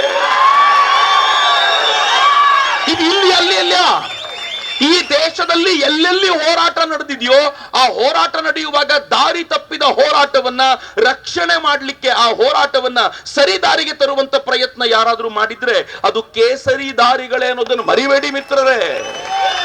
ಮಿತ್ರ, ಇವತ್ತು ದೇಶದ ಪರಿಸ್ಥಿತಿ ಹೇಗಿದೆ ಅಂತಂದ್ರೆ, ಈ ದೇಶದ ಪ್ರತಿ ರಾಜ್ಯದಲ್ಲೂ ಕೂಡ ಬಾಂಗ್ಲಾದೇಶದ ಅಕ್ರಮ ವಲಸಿಗರು ಬಂದು ಸೇರಿದ್ದಾರೆ. ನಾನು ಕರ್ನಾಟಕದ ಬಗ್ಗೆ ವೇದಿಕೆ ಮೇಲಿರೋರು ಗಂಭೀರವಾಗಿ ತೆಗೆದುಕೋಬೇಕು. ನಾಗೇಂದ್ರ ಪ್ರಸಾದರು ಇದ್ದಾರೆ, ಅವ್ರು ಬಂದ ತಕ್ಷಣ ಕೆಲವು ಆತಂಕವನ್ನು ವ್ಯಕ್ತಪಡಿಸಿದ್ರು. ನಾನು ಆಡ್ ಮಾಡ್ತೀನಿ ಅಷ್ಟೇ. ಕರ್ನಾಟಕ ಬಹಳ ದೊಡ್ಡ ಕಾಲೇಜುಗಳು, ನಾನು ಯಾವ್ಯಾವ ಕಾಲೇಜು ಅಂತ ಹೆಸರು ಹೇಳೋದಿಲ್ಲ, ಪೊಲೀಸರಿಗೆ ಗೊತ್ತಿರಲ್ಲ ಅಂತ ನಾನೇನು ಅನ್ಕೊಳ್ಳೋದಿಲ್ಲ. ಆದ್ರೆ ಯಾವ್ಯಾವ ಕಾಲೇಜುಗಳಲ್ಲಿ ಡ್ರಗ್ಸ್ ನ ಮಾಫಿಯಾ ಎಷ್ಟರ ಮಟ್ಟಿಗೆ ನಡೀತಿದೆ ಅಂತಂದ್ರೆ, ನನ್ನ ಕರ್ನಾಟಕದ ಜೆನ್ಸಿಗಳು ಅವರು ಮೊಬೈಲಲ್ಲೂ ಇಲ್ಲ ಈಗ, ಅವರು ಡ್ರಗ್ಸ್ ನ ಸೇವನೆ ಮಾಡುವಂತ ಜನ ಆಗ್ಬಿಟ್ಟಿದ್ದಾರೆ. ಭಯಾನಕವಾದ ಮಾಫಿಯಾ. ಈ ಮಾಫಿಯಾಕ್ಕೆ ಸಂಬಂಧಪಟ್ಟಂತ ಅನೇಕ ಸಂಗತಿಗಳನ್ನ ನಾನು ಹಂಚಿಕೊಳ್ಳಬಲ್ಲೆ ಪೊಲೀಸರ ಜೊತೆಗೆ. ಯಾರಿದರ ಕಿಂಗ್ ಪಿನ್ನು, ಏನ್ ಮಾಡ್ತಿದ್ದಾರೆ ಎಲ್ಲವೂ ಗೊತ್ತಾಗಿದೆ, ಎಲ್ಲವನ್ನೂ ಹುಡುಕಿಸಿದ್ದೀವಿ. ಯಾರು ಇದರ ಹಿಂದೆ ಇರ್ತಾರೆ? ಒಂದೇ ಸಮುದಾಯಕ್ಕೆ ಸೇರಿದ ಜನ ಇರ್ತಾರೆ. ಎಲ್ಲಿಂದ ಸಪೋರ್ಟ್ ಸಿಗುತ್ತೆ ಇವರಿಗೆ? ಫೇಕ್ ಕರೆನ್ಸಿ ಬರುತ್ತೆ. ಈ ದೇಶದಲ್ಲಿ ಡಿಮಾನಿಟೈಸೇಷನ್ ಮಾಡಬೇಕಾಗಿ ಬಂತು ಮಿತ್ರ, ನೆನ್ಪಿಟ್ಕೊಳ್ಳಿ. ಡಿಮಾನಿಟೈಸೇಷನ್ ಮಾಡಿದ್ದು ಅತ್ಯದ್ಭುತವಾದ ಕಾರ್ಯ. ಒಂದು ಸರ್ಕಾರ ತೆಗೆದುಕೊಳ್ಳಬಹುದಾಗಿರುವಂತ ಅತ್ಯಂತ ಬೋಲ್ಡ್ ಮತ್ತು ಟಫೆಸ್ಟ್ ಡಿಸಿಷನ್ ಡಿಮಾನಿಟೈಸೇಷನ್ ಮಾಡೋದು. ಆದ್ರೆ ಯಾರು ಸಫರ್ ಮಾಡಿದ್ದು? ನಾನು ಮತ್ತು ನೀವು. ಆದ್ರೆ ಡಿಮಾನಿಟೈಸೇಷನ್ ಮಾಡಲಿಕ್ಕೆ ಕಳ್ಳ ನೋಟುಗಳನ್ನ ಟ್ರಾನ್ಸ್ಫರ್ ಮಾಡಿಸಿದ್ಯಾರು? ಬಾಂಗ್ಲಾದೇಶದಿಂದ ಇಲ್ಲಿಗೆ ಹೊತ್ಕೊಂಡು ಬಂದಿದ್ಯಾರು? ನೇಪಾಳದ ಬಾರ್ಡರ್ನ ಮೂಲಕ ತಗೊಂಡು ಬಂದಿದ್ಯಾರು? ಇದೇ ಜನ.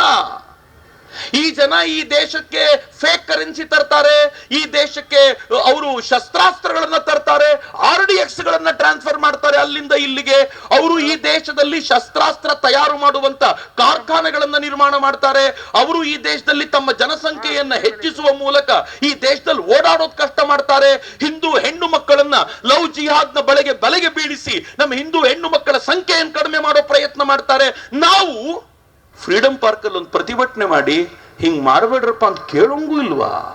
ಮಿತ್ರ, ಯಾವ ಪರಿಸ್ಥಿತಿ ನಮ್ದು? ನಾವು ಯಾವ ರಾಷ್ಟ್ರದಲ್ಲಿದ್ದೀವಿ? ಛಲವಾದಿ ನಾರಾಯಣ ಸ್ವಾಮಿ ಅವರು ಬಹಳ ಜೋರಾಗಿ ಹೇಳಿ ಹೋದ್ರು, ಹಿಂದೂಸ್ತಾನದಲ್ಲಿ ಇದ್ದೀವಿ ಅಂತ. ಯಾವುದು ಸರ್ ಹಿಂದೂಸ್ತಾನ? ಯಾವ ಹಿಂದೂಸ್ತಾನದಲ್ಲಿ ನಾವಿದ್ದೀವಿ? ಯಾವ ಹಿಂದೂಸ್ತಾನದಲ್ಲಿ ನನ್ನ ಧರ್ಮದ ಕುರಿತಂತೆ ಮಾತನಾಡೋಕ್ಕಿಂತ ಮುಂಚೆ ಅಪ್ಪನ ಮಗನಿಗೆ ಹೋಗ್ಬಿಟ್ಟು ನಾನೊಂದು ಪರ್ಮಿಷನ್ ಲೆಟರ್ ಕೇಳಬೇಕು? ಅದು ಹಿಂದೂಸ್ತಾನವ? ನಾನು ಯಾವ ಹಿಂದೂಸ್ತಾನ ಅಂತ ನೀವು ಹೇಳ್ತೀರೋ ಆ ಹಿಂದೂಸ್ತಾನದಲ್ಲಿ ನನ್ನ ದೇವಸ್ಥಾನಕ್ಕೆ ಹೋಗೋಕ್ಕಿಂತ ಮುಂಚೆ ಯಾರೋ ಹೆಣ್ಮಗಳು ಬಂದು ಇಲ್ಲಿ ಹೆಣ್ಮಕ್ಳನ್ನು ಬಿಡಿ ಅಂತ ಪ್ರೊಟೆಸ್ಟ್ ಮಾಡಿದ್ಲು ಅಂತ ನಾನು ಹೋಗ್ಲೋ ಬೇಡ ಅಂತ ಯೋಚನೆ ಮಾಡೋದು ಹಿಂದೂಸ್ತಾನವ? ಯಾವ್ದ್ರ ಹಿಂದೂಸ್ತಾನ? ನನ್ನ ದೇಶದ ಅಮರನಾಥ ಯಾತ್ರೆಗೆ ಹೋಗೋಕ್ಕಿಂತ ಮುಂಚೆ ಲಕ್ಷಾಂತರ ಸೈನಿಕರ ಪ್ರೊಟೆಕ್ಷನ್ ನಲ್ಲಿ ಹೋಗ್ಬೇಕಲ್ಲ ನಾನು, ಅದು ಹಿಂದೂಸ್ತಾನವ? ಯಾವ ಹಿಂದೂಸ್ತಾನ ರೀ? ಧೈರ್ಯವಾಗಿ ಎಲ್ಲಾದ್ರೂ ನನ್ನ ಮನೆಯ ಹೆಣ್ಣು ಮಗಳನ್ನ ಜಿಮ್ಮಿಗೆ ಕಳಿಸ್ಲಿಕ್ಕೆ ಧೈರ್ಯ ಇಲ್ಲದೆ ಇರುವಂತದ್ದು ಹಿಂದೂಸ್ತಾನವ? ಯಾವ ಹಿಂದೂಸ್ತಾನ? ರಸ್ತೆಯಲ್ಲಿ ಹೋಗಬೇಕಾದ್ರೆ ಬಾಂಬ್ ಬ್ಲಾಸ್ಟ್ ಮಾಡಿಬಿಡ್ತಾರೆ ಅನ್ನೋ ಹೆದರಿಕೆಯಿಂದ ನಡೆದು ಹೋಗಬೇಕಾಗಿರೋದು ಹಿಂದೂಸ್ತಾನವ? ಯಾವ ಹಿಂದೂಸ್ತಾನ ನನ್ನದ್ದೇ ಮನೆಯ ಎದುರಿಗೆ ಪ್ರತಿನಿತ್ಯ ಮೈಕ್ ನಲ್ಲಿ ಕೂಗ್ತಾ ನಿಮ್ಮೆಲ್ಲರ ದೇವರು ಸುಳ್ಳು, ನನ್ನ ದೇವರು ಮಾತ್ರ ಸತ್ಯ ಅಂತ ಹೇಳೋದನ್ನ ಕೇಳ್ಕೊಂಡೇ ಬೆಳಿಬೇಕಲ್ಲ? ಅದು ಹಿಂದೂಸ್ತಾನವ? ಯಾವುದು ಹಿಂದೂಸ್ತಾನ? ಮಿತ್ರ, ನನ್ನ ದೇಶದಲ್ಲಿ ನಾನು ಸೆಕೆಂಡ್ ಗ್ರೇಡ್ ಸಿಟಿಸನ್ ಅಲ್ಲ, ಥರ್ಡ್ ಗ್ರೇಡ್ ಸಿಟಿಸನ್ ಅಲ್ಲ. ಯಾವ ಹಿಂದೂಸ್ತಾನದ ಬಗ್ಗೆ ನಾವು ಮಾತನಾಡ್ತಿದ್ದೀವಿ? ಮಿತ್ರ, ಇವತ್ತೊಂದು ಗಂಭೀರವಾದ ಚರ್ಚೆ ಈ ಕಾರಣಕ್ಕಾಗಬೇಕು. ನಾವೇನಾದ್ರೂ ಒಗ್ಗಟ್ಟಿಗೆ ಬಂದು ಜೊತೆಯಲ್ಲಿ ನಿಂತ್ಕೊಂಡು ಹಿಂಗ್ ಮಾಡ್ಲಿಲ್ಲ ಅಂತಂದ್ರೆ ಈ ದೇಶವನ್ನ ಬಹಳ ಗಂಭೀರವಾದ ಸ್ಥಿತಿಗೆ ತೆಗೆದುಕೊಂಡು ಹೋಗ್ತಾರೆ. ನೆನ್ಪಿಟ್ಕೊಳ್ಳಿ, ಇವತ್ತು ನಾನೊಬ್ಬ ವ್ಯಕ್ತಿ ನೆನಪಿಸ್ಕೊಡ್ತೀನಿ ನಿಮ್ಗೆ. ಇವತ್ತೇನಾದ್ರೂ ಪಶ್ಚಿಮ ಬಂಗಾಳ ನಮ್ ಜೊತೆ ಬಲವಾಗಿ ಉಳಿದಿದೆ ಅಂತಂದ್ರೆ ಒಬ್ಬ ಹಿಂದುವಿನ ಕಾರಣಕ್ಕೋಸ್ಕರ. ಗೊತ್ತೇನ್ ನಿಮ್ಗೆ? 1946 ನಲ್ಲಿ ಮುಸಲ್ಮಾನರು ಡೈರೆಕ್ಟ್ ಆಕ್ಷನ್ ಘೋಷಣೆ ಮಾಡಿದ್ರು. ಡೈರೆಕ್ಟ್ ಆಕ್ಷನ್ ಡೇ ಅಂತಂದ್ರೆ ಏನ್ ಗೊತ್ತಾ? ಮುಸಲ್ಮಾನರು ಕಂಡಲ್ಲಿ ಹಿಂದೂಗಳನ್ನ ಹೊಡಿಬೇಕು ಅಂತ ಒಳಗೊಳಗೆ ಪ್ಲಾನ್ ಮಾಡ್ಕೊಂಡು ರೆಡಿ ಮಾಡ್ಕೊಂಡಿದ್ರು.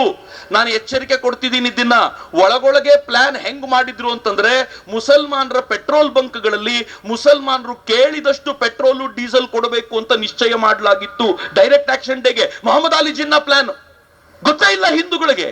ನಾವು ಹೇಳ್ಕೊಂಡು ತಿರುಗಾಡ್ತಿದ್ವಿ, ಹಿಂದೂ ಮುಸ್ಲಿಂ ಭಾಯ್ ಬಾಯ್, ಹಿಂದೂ ಮುಸ್ಲಿಂ ಭಾಯ್ ಬಾಯ್. ಅಫ್ಕೋರ್ಸ್, ಯಾವ ದೇಶದಲ್ಲಿ ಒಬ್ಬ ಶ್ರೇಷ್ಠ ಅಬ್ದುಲ್ ಕಲಾಂ ಅಂತ ಒಬ್ಬ ರಾಷ್ಟ್ರಪತಿಯನ್ನು ನಾವು ನೋಡ್ಬೋದೋ ಅಂತಾರಾಷ್ಟ್ರದಲ್ಲಿ ಬಾಯಿ ಬಾಯಿ ಅಂತ ಹೇಳುವಂತ ಅಧಿಕಾರ ನಮ್ಗಿದ್ದೇ ಇದೆ. ಆದ್ರೆ ಅದನ್ನ ಅವ್ರು ಒಪ್ಕೋಬೇಕಲ್ಲ. ಡೈರೆಕ್ಟ್ ಆಕ್ಷನ್ ಡೇ ದಿನ ಅವ್ರು ಅನೌನ್ಸ್ ಮಾಡಿದ ದಿನ ಇದೇ ಆಗಸ್ಟ್ ತಿಂಗಳಲ್ಲಿ ನಡೆದಿದ್ದು. ಯಾವ ಪರಿ ಹಿಂದೂಗಳ ಮೇಲೆ ಅತ್ಯಾಚಾರ ಮಾಡಲಾಯಿತು ಅಂದ್ರೆ ನಿಮ್ಗೇನ್ ಗೊತ್ತಲ್ಲ. ಈಗಲೇ ಚಾಟ್ ಜಿಪಿಟಿ ಹಾಕಿ ಕೂತ ಜಾಗದಲ್ಲಿ ಡೈರೆಕ್ಟ್ ಆಕ್ಷನ್ ಡೇ ಅಂತ ತೆಗೀರಿ, ಅದರ ಹೃದಯ ವಿದ್ರಾವಕ ಘಟನೆಗಳು ಹೊರಗೆ ಬರುತ್ತೆ. ಎಲ್ಲ ಹಿಂದೂಗಳು ಮನೆ ಬಿಟ್ಟು ಓಡಿದ್ರು, ಅತ್ಯಾಚಾರಗಳಾಯ್ತು. ಮುಂದೆ ಏನ್ ಮಾಡ್ಬೇಕು ಅಂತ ಗೊತ್ತಿಲ್ಲದೆ ಹೋದಾಗ ಮಟನ್ ಶಾಪ್ ನಡೆಸ್ತಾ ಇದ್ದ ಒಬ್ಬ ವ್ಯಕ್ತಿ, ಗೋಪಾಲ್ ಪಾಠ ಅಂತ ಅವನ ಹೆಸರು, ಗೋಪಾಲ್ ಪಾಠ ಮಟನ್ ಕಟ್ ಮಾಡುವಂತ ತನ್ನ ಕತ್ತಿನ ತೆಗೆದುಕೊಂಡು ಬಂದು ರಸ್ತೆಯಲ್ಲಿ ನಿಂತ. ಯಾವನಾದ್ರೂ ಒಬ್ಬ ಹಿಂದೂಗಳನ್ನು ಮುಟ್ಟಿದ್ರೆ ಕತ್ತರಿಸ್ಬಿಡ್ತೀನಿ ಹುಷಾರು ಒಂದ. ಗೋಪಾಲ್ ಪಾಠ ಕತೆ ಇದು. ನನಗೆ ಅವನ ಬಗ್ಗೆ ನೆನಪಿಸ್ಕೊಳ್ಳುವಾಗ ನಾವು ಸುಮ್ಮನೆ ಹಿಂದೂಗಳನ್ನು ಮರೆತು ಬಿಡಬಾರದ್ರಿ. ನಾವೆಲ್ಲರೂ ಕೂಡ ರಘುಪತಿ ರಾಘವ ರಾಜಾರಾಮ್ ಪತಿತ ಪಾವನ ಸೀತಾರಾಮ್ ಅಂತ ಹೇಳಿ ಅದಕ್ಕೆ ಒರಿಜಿನಲ್ ಅಲ್ಲದ 2 ಸಾಲುಗಳನ್ನು ಸೇರಿಸಿ ನಾವು ಹಿಂದೂ ಹೋರಾಟಗಾರರನ್ನ ಮರೆತು ಬಿಟ್ಟಿದ್ದೀವಿ. ಆವತ್ತು ಗೋಪಾಲ್ ಪಾಠ ತನ್ನ ಶೆಡ್ ನಲ್ಲಿ ಯಾರ್ಯಾರಿಗೆ ತೊಂದರೆ ಆಗುತ್ತೆ ಅಂತ ಅನ್ಸುತ್ತೋ ಹಿಂದೂಗಳು ಎಲ್ಲ ನನ್ನ ಶೆಡ್ಗೆ ಬನ್ನಿ, ನಾನು ಮತ್ತು ನನ್ನ ಟೀಮ್ ಇದ್ದೀವಿ, ನಿಮ್ಮ ರಕ್ಷಣೆಗೆ ನಿಲ್ತೀವಿ ಅಂತ ಯಾವಾಗ ಶಸ್ತ್ರ ಹಿಡಿದು ನಿಂತ್ರಲ್ಲ, ಎಲ್ಲ ಟೇಬಲ್ ಟರ್ನ್ ಆಯ್ತು. ಎಷ್ಟರ ಮಟ್ಟಿಗೆ ಟೇಬಲ್ ಟರ್ನ್ ಆಯ್ತು ಅಂತಂದ್ರೆ, ವಾರದಾದಲ್ಲಿದ್ದ ಗಾಂಧಿ ಪಶ್ಚಿಮ ಬಂಗಾಳಕ್ಕೆ ಓಡೋದ್ರು. ಎಲ್ಲರೂ ಕತ್ತಿ ಕೆಳಗಿಳಿಸ್ಬೇಕು ಅಂದ್ರು. ಮುಸಲ್ಮಾನರು ಫಸ್ಟ್ ಇಳಿಸ್ಬಿಟ್ರು. ಯಾಕೆ ಇಳಿಸಿದ್ರು ಅಂದ್ರೆ ಗೋಪಾಲ್ ಪಾಟನ್ ಟೀಮ್ ಹಂಗೆ ಕೆಲಸ ಮಾಡಿತ್ತು. ಗೋಪಾಲ್ ಪಾಟ ಹೇಳಿದ, ನಾನ್ ಕತ್ತಿ ಇಳಿಸಲ್ಲ. ಮೊದಲ ಅಟ್ಯಾಕ್ ಆ ಕಡೆಯಿಂದ ಬಂತು. ನಾನು ಕತ್ತಿ ಎತ್ಕೊಂಡಿರೋದು ನನ್ನ ಜನರ ರಕ್ಷಣೆಗೋಸ್ಕರ ಮಾತ್ರ. ಒಂದು ನೀವು ಧೈರ್ಯ ಕೊಡಬೇಕು, ಇನ್ನು ಒಂದೇ ಒಂದು ಹಿಂದುವಿಗೂ ತೊಂದರೆ ಆಗೋದಿಲ್ಲ ಅಂತ ನನಗೆ ಧೈರ್ಯ ಕೊಡ್ತೀರಾ ಅಂತಾದ್ರೆ ಮಾತ್ರ ಕೆಳಗಿಡ್ತೀನಿ, ಇಲ್ಲ ಅಂದ್ರೆ ನಾನ್ ಮಾತ್ರ ಇನ್ನು ಸುಮ್ಮನಿರೋದಿಲ್ಲ ಅಂತ ಹೇಳಿದ ಮೇಲೆ ಗಾಬರಿಯಾಗಿ ಉಳಿದವರೆಲ್ಲ ಆಯ್ತು ನಿಮ್ ರಕ್ಷಣೆಯ ಭರವಸೆ ಕೊಡ್ತೀವಿ ಅಂತ ಇನ್ವಾಲ್ವ್ ಆದ್ಮೇಲೆ ಗೋಪಾಲ್ ಪಾಠ ತನ್ನ ಕತ್ತಿಯನ್ನ ಕೆಳಗಿಟ್ಟು ಅವರು ಹಿಂದೂ ಧರ್ಮದ ರಕ್ಷಣೆಯ ಸಂಕೇತವಾಗಿ ಇವತ್ತು ನಿಂತಿದ್ದಾರೆ ಅಂತ. ನನಗೆ ಬಹಳ ಬಾರಿ ಅನ್ಸತ್ತೆ, ನಮ್ಮ ಪುನೀತ ಅವನ್ ಟೀಮನ್ನು ಕಟ್ಕೊಂಡು ಹೋರಾಟ ಮಾಡಬೇಕಾದಾಗ ಗೋಪಾಲ್ ಪಾಠನ ಆತ್ಮಗೀತನ ಸೇರ್ಕೊಂಡ್ ಬಿಟ್ಟಿದೆಯೇನೋ ಅಂತ ಅನ್ಸುತ್ತೆ. And I would congratulate him. ಯಾಕೆ ಕಂಗ್ರ್ಯಾಚುಲೇಟ್ ಮಾಡ್ತೀನಿ ಅಂತಂದ್ರೆ, ರಕ್ಷಣೆ ಮಾಡುವಾಗ ಹಿಂಸೆಯೇ ಆಗಬೇಕು ಅಂತಿಲ್ಲ, ಆದ್ರೆ ಜನಜಾಗೃತಿ ಆದ್ರೂ ಆಗ್ಬೇಕಲ್ಲ. ನಂಗೆ ಬಹಳ ಖುಷಿ ಏನು ಅಂತಂದ್ರೆ, ಅವನೇನ್ ಕತ್ತಿ ಹಿಡ್ಕೊಂಡು ಯಾವತ್ತೂ ಹೋರಾಟ ಮಾಡ್ಲಿಲ್ಲ. ಪೊಲೀಸರು 50 FIR ಮಾಡೋ ಹಾಕುವಂಥದ್ದು ಏನು ದೊಡ್ಡ ಸಂಬಂಧ ಏನಿರ್ಲಿಲ್ಲ.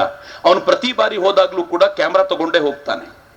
ಕ್ಯಾಮ್ರಾ ತಗೊಂಡೋಗಿ ಶೂಟ್ ಮಾಡಿಸ್ತಾನೆ, ನೋಡಿ ಇದು ಮಾಡ್ತಿದ್ದೀನಿ ಈಗ ಅಂತೇಳಿ ಶೂಟ್ ಮಾಡಿಸ್ತಾನೆ. ಸೊ ಎವಿಡೆನ್ಸ್ ಅವನೇ ಕೊಡ್ತಾನೆ, ಇದು ನಾನು ಮಾಡಿರೋದು ಅಂತ. ಮತ್ತೆ FIR ಯಾಕ್ರಿ? ಅದರಲ್ಲೂ ಕರ್ನಾಟಕದಲ್ಲಿ ಇಷ್ಟೊಂದು ಅಕ್ರಮ ಬಾಂಗ್ಲಾ ವಲಸಿಗರಿದ್ದಾರೆ ಅಂತ ಅವರವರ ಮನೆಗಳಿಗೆ ಹೋಗಿ ಹುಡುಕಬೇಕಾದ್ರೆ ಒಂದು ವಿಡಿಯೋ ಕ್ಯಾಮ್ರಾ ತಗೊಂಡು ವಿಡಿಯೋ ಮಾಡಿದ್ದಕ್ಕೆ ಪರಿಣಾಮ ಏನಾಯ್ತು ಗೊತ್ತಾ?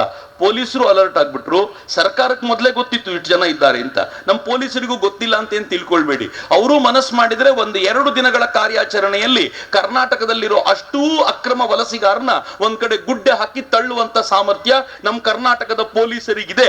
ಅದು ಸದನದಿಂದ ಒಂದು ಆರ್ಡರ್ ಬರಬೇಕು ಅಷ್ಟೇ, ಮಾಡಿ ಈ ಕೆಲಸನ ಅಂತ ಒಂದು ಆರ್ಡರ್ ಬಂದ್ರೆ ಸಾಕು. ಆದ್ರೆ ಅವನು ನನ್ನ ಕರ್ನಾಟಕದಲ್ಲಿ ಸೈಲೆಂಟ್ ಆಗಿ ಅಷ್ಟೆಲ್ಲ ಜನ ಇಲ್ಲಪ್ಪ, ಇವರೆಲ್ಲ ಸುಳ್ಳು ಹೇಳ್ತಾರೆ ಅಂತ ಯಾರ್ಯಾರು ಹೇಳ್ತಿದ್ರು ಅವರಿಗೆ ತನ್ನ ವಿಡಿಯೋ ಮೂಲಕ ಮಂಕ್ ಹಿಡಿದಿದೆ. ನಿಮ್ಗೆ ನೋಡ್ರಿ ಬೆಂಗಳೂರಿನಲ್ಲಿ ಎಷ್ಟು ಜನ ಇದ್ದಾರೆ ಅಂತ ವಿಡಿಯೋ ಮೇಲೆ ವಿಡಿಯೋ ಮಾಡಿ ಒಂದು ಜಾಗೃತಿ ಮೂಡಿಸಿದ್ದಿದೆಯಲ್ಲ, ಅದು ಬಹಳ ದೊಡ್ಡದ್ದು ಅಂತ ನಾನು ಭಾವಿಸ್ತೀನಿ.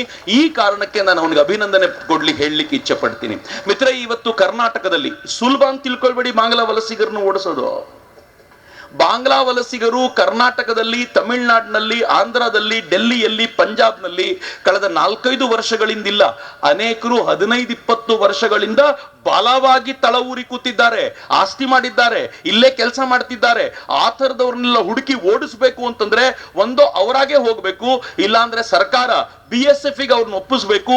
BSF ಬಾಂಗ್ಲಾದವರೊಂದಿಗೆ ಮಾತನಾಡಿ ನಿಮ್ ಜನ ಇವ್ರು ತಗೊಳ್ಳಿ ಅಂತ ಪ್ರೂಫ್ ಕೊಡಬೇಕು. ಅವ್ರು ಪ್ರೂಫ್ ಕೊಡ್ಲಿಲ್ಲ ಅಂತಂದ್ರೆ ವಾಪಸ್ ತೆಗೆದುಕೊಂಡು ಅವ್ರನ್ನ ಡಿಟೆನ್ಷನ್ ಕ್ಯಾಂಪ್ಗಳಲ್ಲಿ ಇಡಬೇಕು. ಎಟ್ ಕೆಲಸ. ಆದ್ರೆ ಎರಡನೇದೊಂದು ಕೆಲಸ ಇದೆ ನಾವು ಮಾಡಬಹುದಾಗಿರೋದು. ನಾವೆಲ್ಲ ಜಾಗೃತರಾಗಿ ಒಟ್ಟಾಗಿ ನಿಂತು ನೀನು ಬಾಂಗ್ಲಾದೇಶೀಯ ಅಂತ ಗೊತ್ತಾದ್ರೆ ಮಾತ್ರ ನಾವು ಬಿಡಲ್ಲ ಕಣ ಅಂತ ಒಂದು ಎಚ್ಚರಿಕೆ ಕೊಡ್ಬೇಕಷ್ಟೆ, ಅಷ್ಟೇ. ಆ ಎಚ್ಚರಿಕೆ ಕೊಟ್ಟಿದ್ರ ಪರಿಣಾಮ ಏನಾಯ್ತು ಗೊತ್ತಾ? ಪಶ್ಚಿಮ ಬಂಗಾಳದಿಂದ ಸರ್ಕಾರ ಓಡಿಸ್ಬೇಕಾಗಿ ಬರ್ಲಿಲ್ಲ, ಅವರವರೇ ಗುಳೆ ಎದ್ದು ಹೋಗ್ಬಿಟ್ರು. ಬೇರೆ ಸರ್ಕಾರ ಬಂತು, ಇನ್ನು ನಾವು ಉಳಿಯುವಂತಿಲ್ಲ ಅಂತ. ನಾನು ಪಶ್ಚಿಮ ಬಂಗಾಳದ ನನ್ನ ಮಿತ್ರರನ್ನು ಕೇಳಿದೆ, ಎಲ್ಲ ಬಾಂಗ್ಲಾದವ್ರು ಹೋದ್ರ, ಪಶ್ಚಿಮ ಬಂಗಾಳದಿಂದ ಎಲ್ಲ ಬಾಂಗ್ಲಾಕ್ ಹೋದ್ರ ಅಂತ ಕೇಳಿದ್ದಕ್ಕೆ ಅವ್ರೇನಂದ್ರು, ಕೆಲವರು ಬಾಂಗ್ಲಾಕ್ ಹೋದ್ರು, ಇನ್ನು ಕೆಲವರು ಕರ್ನಾಟಕಕ್ಕೆ ಹೋದ್ರು. ನಾನು ಕೇಳಿದೆ, ಕರ್ನಾಟಕಕ್ಕೆ ಯಾಕೆ, ಬೆಂಗಳೂರಿಗೆ ಯಾಕೆ? ಫೇವರಬಲ್ ಗವರ್ನಮೆಂಟ್ ಇದೆಯಲ್ವಾ. ಎಲ್ಲೆಲ್ಲಿ ಫೇವರಬಲ್ ಗವರ್ನಮೆಂಟ್ ಇದೆಯೋ ಅಲ್ಲೆಲ್ಲ ಬಂದ್ರು ಅಂತ. ಹಾಗೆ ಬಂದಿರುವಂತ ಬಹಳ ಮಹತ್ವದ ಜಾಗ ಕರ್ನಾಟಕ, ಬಹಳ ಮಹತ್ವದ ಜಾಗ ಬೆಂಗಳೂರು. ಈ ಜನ ಏನ್ ಬಂದಿದ್ದಾರಲ್ಲ ಇವತ್ತು ಸೈಲೆಂಟ್ ಆಗಿದ್ದಾರೆ. ಒಂದು 2 ವರ್ಷ ಕಳಿಲಿ, ಏನಾಗುತ್ತೆ ಅಂತಂದ್ರೆ ಮನೆಗಳು ಇವರದ್ದು ಅನೈತಿಕ ಚಟುವಟಿಕೆಯ ಅಥವಾ ಅಕ್ರಮ ಚಟುವಟಿಕೆಯ ತಾಣವಾಗುತ್ತಲ್ಲ, ಆಗ ಬೆಂಗಳೂರಿನಲ್ಲಿ ಉಸಿರಾಡೋದು ಕಷ್ಟವಾಗ್ಬಿಡತ್ತೆ ಮಿತ್ರರೇ. ಹೀಗಾಗಿ ಈಗಲೇ ಎಚ್ಚೆತ್ಕೊಂಡಿರುವಂತ ನಾವು ಜೊತೆಯಾಗಿರೋದು ಅತ್ಯಂತ ಅಗತ್ಯ. ಮತ್ತು ಈ ಹೋರಾಟವನ್ನ ಒಂದು ಎಂಡಿಗೆ ತೆಗೆದುಕೊಂಡು ಹೋಗ್ಬೇಕು ಅಂತಂದ್ರೆ ಇದಕ್ಕೊಂದು ಪೊಲಿಟಿಕಲ್ ಮೂವ್ಮೆಂಟ್ ಆಗಿ ಇದು ರೂಪುಗೊಳ್ಬೇಕಾಗಿರುವಂತ ಅಗತ್ಯ ಇದೆ. ಪುನೀತ್ ಕೆರಹಳ್ಳಿ ಏನ್ ಪೊಲಿಟಿಕಲ್ ಲೀಡರ್ ಏನಲ್ಲ, ಆಗ್ಬಾರದು ಅಂತ ಏನಿಲ್ಲ. ಸಮರ್ಥವಾಗಿರುವಂತ ನಾಯಕರು ಲೀಡರ್ಶಿಪ್ ತೆಗೆದುಕೊಂಡ್ರೆ ತಪ್ಪೇನೂ ಇಲ್ಲ. ಅವನ ಮನಸ್ಸಿನಲ್ಲಿ ಆ ಥರದ್ದು ಇದುವರೆಗೂ ನಾನು ಅವನ ಜೊತೆ ತುಂಬಾ ಹೊತ್ತು ಮಾತಾಡ್ತಿರ್ತೀನಿ, ತುಂಬಾ ಹೊತ್ತು ಕಾಲ ಕಳಿತೀನಿ, ನನಗೇನು ಅವನನ್ನು ನೋಡಿದಾಗ ಹಂಗ ಅನ್ನಿಸ್ಲಿಲ್ಲ. ಆದ್ರೆ ಇದ್ರೆ ತಪ್ಪೇನಲ್ಲ. ಸಮರ್ಥವಾಗಿರುವಂತ ಒಬ್ಬ ಲೀಡರ್ ಮುಂದೆ ನಿಂತ್ಕೊಂಡ್ರೆ ತಪ್ಪೇನೂ ಆಗಬಾರದು ಅಂತ ನನಗೆ ಯಾವಾಗ್ಲೂ ಅನ್ಸುತ್ತೆ. ಆದ್ರೆ ಇರುವಂತ ಎರಡನೇ ಪ್ರಶ್ನೆ ಏನು ಅಂತಂದ್ರೆ, ಯಾರಿದನ್ನ ಸದನದಲ್ಲಿ ವಿಚಾರವನ್ನ ಎತ್ತಿ ಸರ್ಕಾರವನ್ನ ಘೇರಾವ್ ಮಾಡಿ ಸರ್ಕಾರವನ್ನ ಗಂಭೀರವಾಗಿ ಮುಜುಗರಕ್ಕೆ ಸಿಲುಕಿಸಿ ಅನಿವಾರ್ಯವಾಗಿ ಇವರನ್ನು ಹೊರಗೆ ದಬ್ಬುವಂತ ಕೆಲಸ ಮಾಡಬೇಕಾಗಿದೆಯೋ ಅವರೆಲ್ಲರೂ ಬಲವಾಗಿ ನಿಲ್ಲಬೇಕಾಗಿರುವಂತ ಹೊತ್ತು ಇವತ್ತು ಬಂದಿದೆ ಅಂತ ನನಗನ್ಸುತ್ತೆ. ನಾನಂತೂ ಅವನಿಗೆ ಹೇಳಿದ್ದೀನಿ, ನಾನಷ್ಟೇ ಅಲ್ಲ, ವೇದಿಕೆ ಮೇಲಿರೋ ಎಲ್ಲರೂ ಕೂಡ ಆ ಕಾರಣಕ್ಕೆ ಬಂದಿರೋದು. ಈ ಹೋರಾಟದಲ್ಲಿ ಪುನೀತನ ಜೊತೆಗೆ ನಾವೆಲ್ಲರೂ 100% ಇದ್ದೀವಿ ಎನ್ನುವಂತ ವಿಶ್ವಾಸವನ್ನ, ಧೈರ್ಯವನ್ನ ಅವನಿಗೆ ನಾನು ಕೊಡ್ಲಿಕ್ಕೆ ಇಚ್ಛೆ ಪಡ್ತೀನಿ. ಅವನೇ ಹೇಳಿದಂತೆ ಅವನಿಗೆ ಇವತ್ತು ಅಂತಲ್ಲ, ಈ ಹೋರಾಟಕ್ಕೆ ಅಂತಲ್ಲ, ಯಾವತ್ತು ಹೋರಾಟ ಬಂದಾಗ್ಲೂ ಕೂಡ ಹಿಂದೂ ನಾಯಕರುಗಳ ಸಪೋರ್ಟ್ ಅಷ್ಟರ ಮಟ್ಟಿಗೆ ಅವನಿಗೆ ಸಿಕ್ಕಿದೆ. ಆದ್ರೆ ಇವತ್ತು ಸ್ವತಃ ಪುನೀತ ಎಷ್ಟು ಎತ್ತರಕ್ಕೆ ಬೆಳೆದಿದ್ದಾನೆ ಅಂತಂದ್ರೆ, ಕರ್ನಾಟಕದ ಮನೆಗಳಲ್ಲಿ ಗಂಡಸರು ಎಷ್ಟು ಪ್ರೀತಿಸ್ತಾರೋ ತಾಯಂದ್ರು ಅಷ್ಟೇ ಪ್ರೀತಿಸ್ತಾರೆ. ಪಾಪ ಪುನೀತ, ಪಾಪ ಪುನೀತ ಅಂತಾರೆ. ನಾನು ಬಹಳ ಕಡೆ ಊರುಗಳಿಗೆ ಹೋದಾಗ ಅವ್ರು ಹೇಳ್ತಾರೆ, ಪಾಪ ಒಬ್ಬ ಪುನೀತನಿಗೆ ಎಷ್ಟು ಜೀವ ಹಿಂಡ್ತಾರೆ ಪೊಲೀಸರು ಸೇರ್ಕೊಂಡು ಅಂತ. ಅದಕ್ಕೆ ನಾನು ಪೊಲೀಸರಿಗೆ ಮನಸ್ಸಿನಲ್ಲೇ ಥ್ಯಾಂಕ್ಸ್ ಹೇಳ್ತೀನಿ. ನೀವು ಜೀವ ಹಿಂಡಿದ ಲಾಭ ಏನು ಅಂತಂದ್ರೆ, ತಾಯಂದಿರ ಆಶೀರ್ವಾದ ಅವನಿಗೆ ಸಿಗ್ತಾ ಇದೆಯಲ್ಲ, ಅದವನು ಬಲವಾಗಿ ಬೇರೂರ್ಲಿಕ್ಕೆ, ಬಲವಾಗಿ ಬೆಳಿಲಿಕ್ಕೆ ಕಾರಣವಾಗುತ್ತೆ ಅಂತ. ಆದ್ರೆ ಬರೀ ಅಷ್ಟೇ ಸಾಕಾಗೋದಿಲ್ಲ. ನಾನು ನೀವು ಅವನ ಜೊತೆಯಲ್ಲಿ ತನು ಮನ ಧನ ಪೂರ್ವಕವಾಗಿ ಯಾವಾಗ್ಲೂ ನಿಂತು ಅವನು ಮಾಡುವಂತ ಈ ಹೋರಾಟಗಳಿಗೆ 100% ಬೆಂಬಲ ಕೊಡಬೇಕು ಅಂತ ನಾನು ಭಾವಿಸ್ತೀನಿ. ಮತ್ತು ಈ ಹೋರಾಟ ಅವನ ಹೋರಾಟ ಅಲ್ಲ, ಇದು ನಮ್ಮೆಲ್ಲರ ಹೋರಾಟ. ಅವನು ಈ ವಿಚಾರವನ್ನ ನಮಗೆ ಎತ್ತಿ ತೋರಿಸಿರೋದ್ರಿಂದ ಅವನು ಅದರ ಮುಂಚೂಣಿಯಲ್ಲಿ ನಿಂತಿದ್ದಾನೆ ಎನ್ನುವ ಭಾವದಿಂದ ನಾವೆಲ್ಲರೂ ಜೊತೆಯಾಗಬೇಕು. ಇವತ್ತು ನೋಡಿದಾಗ ಬಹಳ ಖುಷಿ ನನಗೆ. ಆಟೋ ಡ್ರೈವರ್ಗಳು ಬಂದಿದ್ದಾರೆ, ಇವತ್ತು ತಾಯಂದ್ರಿಲ್ ಸೇರ್ಕೊಂಡಿದ್ದಾರೆ, ಪಕ್ಷ ಭೇದವನ್ನ ಮರೆತು ಜನ ಬಂದು ಸೇರ್ಕೊಂಡಿದ್ದೀರಿ. ನಾನು ಹಿಂದೂ ಅಥವಾ ನಾನು ಕನ್ನಡಿಗ, ಈ ಊರನ್ನ ಈ ನಾಡನ್ನ ಉಳಿಸಿಕೊಳ್ಳೋದು ನನ್ನ ಜವಾಬ್ದಾರಿ ಅಂದುಕೊಂಡಿರುವ ಪ್ರತಿಯೊಬ್ಬರು ನೀವೇನ್ ಸೇರ್ಕೊಂಡಿದ್ದೀರಾ ಇಲ್ಲಿ, ನೀವೆಲ್ಲರೂ ಕೂಡ ಈ ಹೋರಾಟದ ಅವಿಭಾಜ್ಯ ಅಂಗ ಅಂತ ನಾನು ಭಾವಿಸಿ ಈ ಹೋರಾಟವನ್ನ ಲಾಜಿಕಲ್ ಎಂಡ್ಗೆ ಮುಟ್ಟಿಸೋಣ ಅಂತ ನಾನು ಎಲ್ರಿಗೂ ಅತ್ಯಂತ ಪ್ರೀತಿಯಿಂದ ಹಾರೈಸ್ತೇನೆ. ಪುನೀತನ ಈ ಹೋರಾಟಕ್ಕೆ ನಮ್ಮ ಸದಾ ಬೆಂಬಲವನ್ನ ಘೋಷಿಸ್ತಾ ನನ್ನ ಮಾತುಗಳನ್ನ ಮುಗಿಸೋಕ್ಕಿಂತ ಮುಂಚೆ ಸರ್ಕಾರಕ್ಕೆ ಒಂದು ಕಠಿಣವಾದ ಎಚ್ಚರಿಕೆ ಕೊಡಬೇಕಾಗಿದೆ. ನಾವು ಬಾಂಗ್ಲಾದೇಶ, ಅದನ್ನ ಛಲವಾದಿ ನಾರಾಯಣ ಸ್ವಾಮಿ ಅವರು ಹೇಳಿದ್ರು, ಅಕಸ್ಮಾತ್ ಈ ಹಾವನ್ನ ನೀವಾಗೆ ಓಡಿಸ್ಲಿಲ್ಲ ಅಂತಂದ್ರೆ ನಾವೇ ಓಡಿಸಬೇಕಾದಂತ ಸ್ಥಿತಿ ಬರುತ್ತೆ ಅಂತ. ನಾವು ಓಡಿಸಬೇಕಾದ ಸ್ಥಿತಿ ಬಂದ್ರೆ ಲಾ ಅಂಡ್ ಆರ್ಡರ್ಗೂ ಪ್ರಾಬ್ಲಮ್ ಆಗುತ್ತೆ. ಪಾಪ ಅಪ್ಪನ ಮಗನೇ ಲಾ ಅಂಡ್ ಆರ್ಡರ್ ಇರೋದ್ರಿಂದ ನೀವು ಸ್ವಲ್ಪ ಸೀರಿಯಸ್ ಆಗಿ ಗಮನಿಸಿದ್ರೆ ನಿಮ್ದು ಹೆಸರು ಉಳಿಯುತ್ತೆ, ನಿಮ್ಗೂ ಒಳ್ಳೇದಾಗತ್ತೆ ಅಂತ ನಾನು ಅತ್ಯಂತ ಪ್ರೀತಿಯಿಂದ ಅವರಿಗೊಂದು ಪ್ರೀತಿಯ ಎಚ್ಚರಿಕೆಯನ್ನೇ ಕೊಡ್ತಾ ನನ್ನ ಮಾತುಗಳನ್ನ ತಾಯಿ ಭಾರತೀಯ ಪದತಲಕ್ಕೆ ಸಮರ್ಪಿಸ್ತೀನಿ. ಒಂದು ಸಲ ನಾನು ಹಿಂದೂ ಎದ್ದಲ್ಲಿ ಅಂತೀನಿ, ದೇಶ ಎದ್ದೀತು ಅಂತ ಹೇಳಬೇಕು. ನೀವು ಹೇಳ್ತೀರಿ, ಹಿಂದೂ ಎದ್ದಲ್ಲಿ, ಹಿಂದೂ ಎದ್ದಲ್ಲಿ, ಹಿಂದೂ ಎದ್ದಲ್ಲಿ. ಆಮೇಲೆ ನಮ್ಮ ಮಹೇಶ್ ಹೇಳಿದ್ರು, ಏನ್ ಹೇಳಿದ್ರು ಅಂತಂದ್ರೆ, ಅವರು ಬಾಂಗ್ಲಾದೇಶಿ ವಲಸಿಗರೇ ಭಾರತ ಬಿಟ್ಟು ತೊಲಗಿ ಎಂದ್ರು. ಅವ್ರಿಗೆ ಹೇಳೋದಲ್ಲ ರೀ, ಸರ್ಕಾರಕ್ಕೆ ಹೇಳಬೇಕು. ಬಾಂಗ್ಲಾದೇಶಿ ವಲಸಿಗರನ್ನು ಭಾರತ ಬಿಟ್ಟು ತೊಲಗಿಸಿ ಅಂತ ನಾವು ಹೇಳ್ಬೇಕು ಅವ್ರಿಗೆ. ಇವರಾಗೆ ಯಾಕ್ರಿ ಹೋಗ್ತಾರೆ? ಮನೆ ಕರೆದು ರೇಷನ್ ಕಾರ್ಡ್ ಕೊಟ್ಟು, ಮನೆ ಕರೆದು ಅವರಿಗೆ ಫ್ರೀ ಊಟ ಕೊಟ್ಟು, 200 ಯೂನಿಟ್ ಕರೆಂಟ್ ಕೊಟ್ಟು, ನೀವು ಮಕ್ಕಳಿಗೆ ಫ್ರೀ ಎಜುಕೇಶನ್ ಕೊಟ್ಟು, ಅವರು ನಾವು ಹೋಗ್ಬೇಕಾಗಿರೋಂಥ ಹಾಸ್ಪಿಟಲ್ ತುಂಬಾ ಅವ್ರನ್ನ ತುಂಬಿಸಿ ಅವರ ಹೆಲ್ತ್ ಚೆನ್ನಾಗಿ ನೋಡ್ಕೊಂಡು, ಅವ್ರ ಮಕ್ಕಳಿಗೆ ಸ್ಕಾಲರ್ಶಿಪ್ ಕೊಟ್ಟು, ಸೈಕಲ್ ಕೊಟ್ಟು, ಅಗತ್ಯ ಬಿದ್ರೆ ಅವ್ರಿಗೆ ವೆಹಿಕಲ್ ಕೊಟ್ಟು, ಮನೆಗೊಂದು ಟಿವಿ. ಅಯ್ಯಯ್ಯೋ, ಇಷ್ಟು ಮಾಡಿದ್ರೆ ಯಾಕ್ರೆ ಬಿಟ್ಟು ಹೋಗ್ತಾರೆ? 2,000 ರೂಪಾಯಿ ಕೊಟ್ಟು, ಹೊಸ ಅಡ್ರೆಸ್ ಪ್ರೂಫ್ ಕೊಟ್ಟು, ಮತ್ತು ತೊಲಗಿ ತೊಲಗಿ ತೊಲಗಿ ಅಂದ್ರೆ ಎಲ್ಲಿಂದ ತೊಲಗಬೇಕು ಅವರು? ನಾವು ಸರ್ಕಾರಕ್ಕೆ ಹೇಳಬೇಕಾಗಿದೆ, ಬಾಂಗ್ಲಾದೇಶಿಗರನ್ನು ಭಾರತ ಬಿಟ್ಟು ತೊಲಗಿಸಿ ಅಂತ ಹೇಳಬೇಕಾಗಿದೆ. ತೊಲಗಿಸಿ ತೊಲಗಿಸಿ ಬಾಂಗ್ಲಾದೇಶಿಗರನ್ನು ತೊಲಗಿಸಿ ಅಂತ ಹೇಳ್ತೀರಿ. ತೊಲಗಿಸಿ ತೊಲಗಿಸಿ ತೊಲಗಿಸಿ ತೊಲಗಿಸಿ ತೊಲಗಿಸಿ ತೊಲಗಿಸಿ. ಜೈ ಹಿಂದ್.